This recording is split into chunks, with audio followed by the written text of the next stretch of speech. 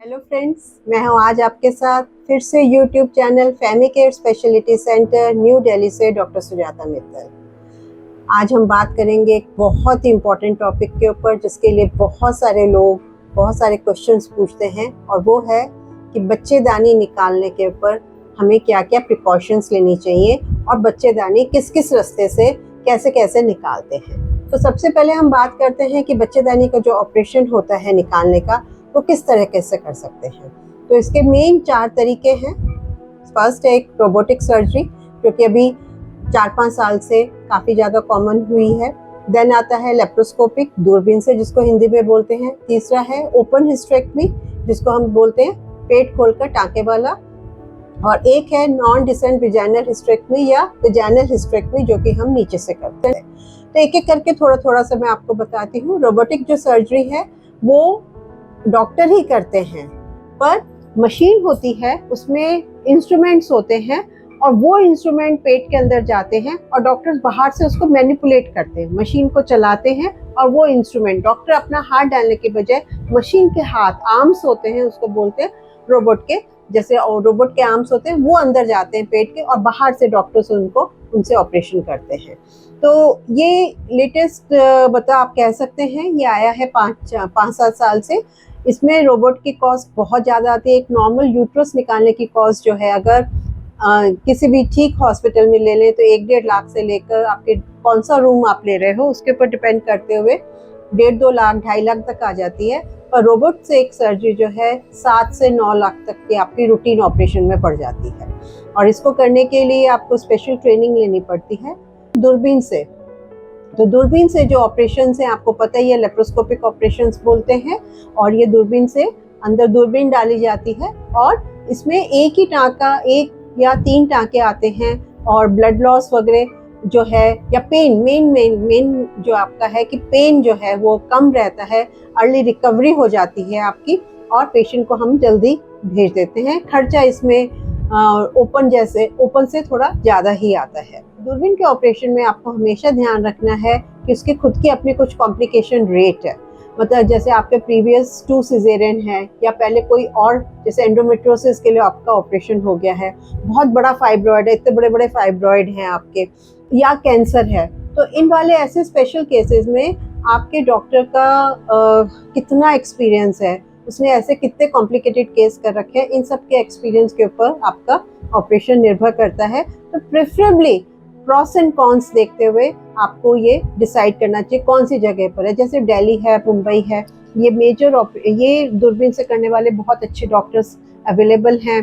तो छोटे शहरों में अगर नहीं है तो कॉम्प्लिकेशंस हो जाती हैं। हिस्टेरेक्टमी जो कि बहुत ही नॉर्मल कंडीशन है, और कॉम्प्लिकेटेड केसेस जैसे मैंने अभी बताया कि मान लो प्रीवियस 2 सिजेरियन है आपके, एंडोमेट्रियोसिस है, फाइब्रॉयड इतना बड़ा है, कैंसर है आपको, तो कैंसर में प्रेफरेबली यही करना चाहिए। ऑल्दो एंडोमेट्रियल कैंसर में लेप्रोस्कोपी के जो है वो simple laparoscopy is quite good enough, अगर आपको लिम्फ नोड डिसेक्शन नहीं करना है।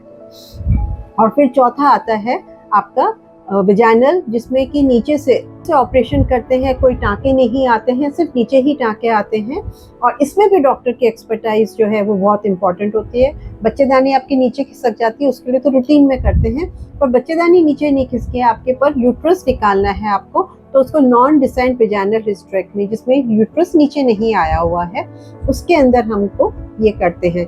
आपकी रिकवरी बहुत जल्दी होती है, और आपका जो है उठना बैठना ये सब, और खाना पीना शाम से ही शुरू कर देते हैं। तो ये डिफरेंट टाइप के ऑपरेशन मैंने बताए। अब हम आते हैं जो कि मोस्ट कॉमनली पेशेंट्स पूछते हैं, एक तो कि ऑपरेशन से पहले हमें क्या करना चाहिए, और एक ऑपरेशन के बाद। ज़्यादातर लोग कहते हैं ऑपरेशन के बारे में हिदायत दें, और मैं बात करूंगी कि ऑपरेशन से पहले आपको क्या प्रिकॉशंस लेनी चाहिए, क्योंकि इसके बारे में भी बहुत इंपॉर्टेंट है और लोगों के कई मिसकंसेप्शंस हैं। तो देखिए, कोई भी ऑपरेशन होता है, स्पेशली ये बच्चेदानी का निकालने का ऑपरेशन, ये बहुत माइनर ऑपरेशन नहीं है, this is a major operation.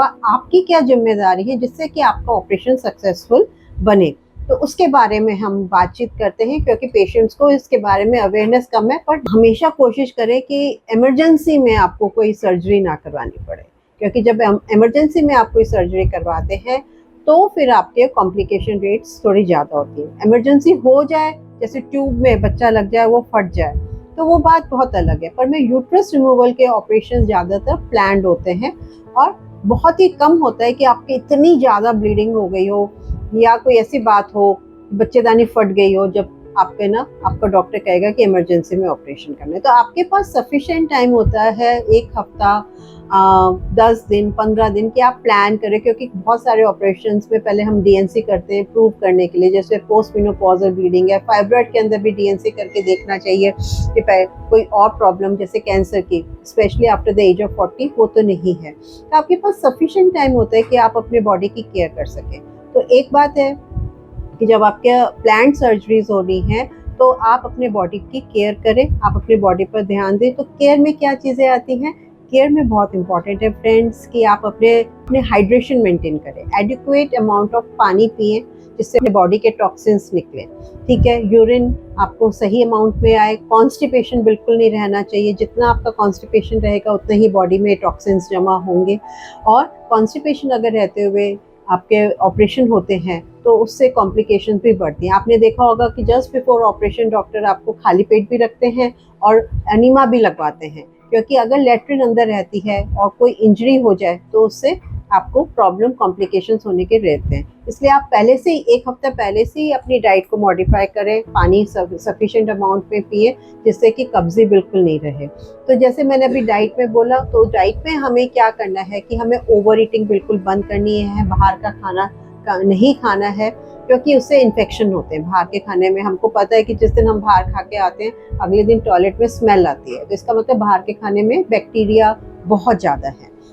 तो ओवर ईटिंग हमें बिल्कुल नहीं करनी है। 50% फ्रूट्स पर आ जाना है, रॉ डाइट पर, फ्रेश जूसेस, बाजार के पैकेज जूस नहीं पीने हैं, फ्रेश जूसेस लेने हैं, फ्रेश फ्रूट्स खाने हैं, रोटी दाल सब्जी जो है वो थोड़ा कम, कुक फूड जैसे मैं कहती हूँ, कुछ भी खाने से पहले जैसे ब्रेकफास्ट आप प्योर सिर्फ फ्रेश जूसेस और फ्रूट्स का करें।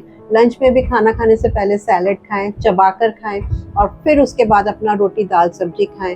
ऐसे ही रात को डिनर टाइम से कर लें, अपनी बायोलॉजिकल क्लॉक के अकॉर्डिंग सारा काम करें ताकि बायोलॉजिकल रिदम बनी रहे। प्रॉब्लम्स हमारी बॉडी में तभी आती है जब हम बायोलॉजिकल क्लॉक के अकॉर्डिंग, हमारी जो इंटरनल बायोलॉजिकल क्लॉक है वो हमारी सही फंक्शन नहीं कर पाती है, क्योंकि हम उसका लाइफस्टाइल हमने अपना ऐसे अपना लिया जिसकी वजह से ये बायोलॉजिकल क्लॉक जो है वो अपनी रिदमिसिटी खो देती है और इसलिए हमें बीमारियां हो जाती हैं। तो जैसे रात को 10-10 बजे हम खाना खा रहे हैं, छोले भटूरे खा रहे हैं, या रात को 2-2 बजे तक टीवी देखते हुए जूस पी रहे हैं, चाय पी रहे हैं, तो ये सारी चीज़ें जो हैं वो बिल्कुल बंद कर दें। अगर आप अल्कोहल कर लेते हैं, बीड़ी पीते हैं या स्मोकिंग करते हैं, गुटखा खाते हैं, वो भी 1 हफ्ते पहले बिल्कुल बंद कर दें, क्योंकि ये सब टॉक्सिन्स हैं हमारी बॉडी के लिए। फिजिकल एक्टिविटी, अपना स्टेमिना बढ़ाएं। जो मोटे होते हैं और जिनमें बिल्कुल एनर्जी नहीं रहती है उनको कॉम्प्लिकेशन ज़्यादा होती है। और फिजिकल एक्टिविटी के साथ आप अपनी लंग्स की कैपेसिटी, मतलब लंग्स को जितना फैलाएं, क्योंकि डिपेंडिंग अपॉन हम कौन सा ऑपरेशन कर रहे हैं, क्या किस कंडीशन के लिए कर रहे हैं और या आपको क्या प्रॉब्लम्स हैं। तो जैसे कई बार हाइपरटेंशन बहुत ज़्यादा होता है, या ब्लड प्रेशर बहुत ज़्यादा होता है, या डायबिटीज़ आपकी अनकंट्रोल रहती है, तो फिर जीए देना पड़ सकता है, स्पाइनल नहीं दे सकते।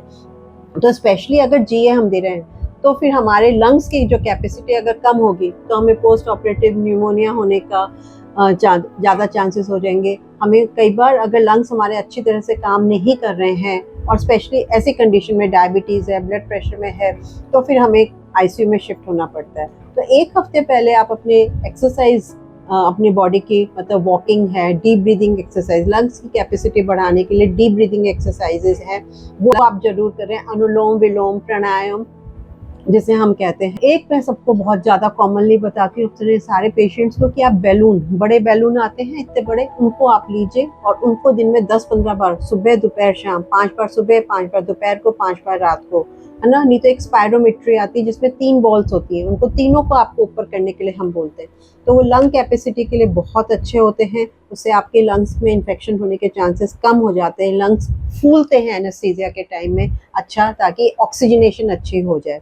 और ऐसे ही जो है अगर आप इनकी लंग्स की आप एक्सरसाइजेस करते हैं तो एंटीबायोटिक रिक्वायरमेंट्स वगैरह भी आपकी बहुत ज़्यादा, पेन किलर्स की रिक्वायरमेंट्स भी आपकी, और सनलाइट लें ताकि adequate amount of vitamin D3 आपको मिले और बॉडी के जो टॉक्सिन्स हैं, पसीना आए तो टॉक्सिन्स जो हैं वो निकले, डिटॉक्स आप हो सके, तो उससे भी काफ़ी बीमारियां ख़त्म होती हैं। टाइम से सोएं, टाइम से खाना खाएं। और इम्पॉर्टेंट एस्पेक्ट के ऊपर हम आते हैं विच इज़ नॉर्मली बहुत सारे डॉक्टर्स उसको नहीं देखते हैं, वो है आपका vitamin B12 and vitamin D3 level.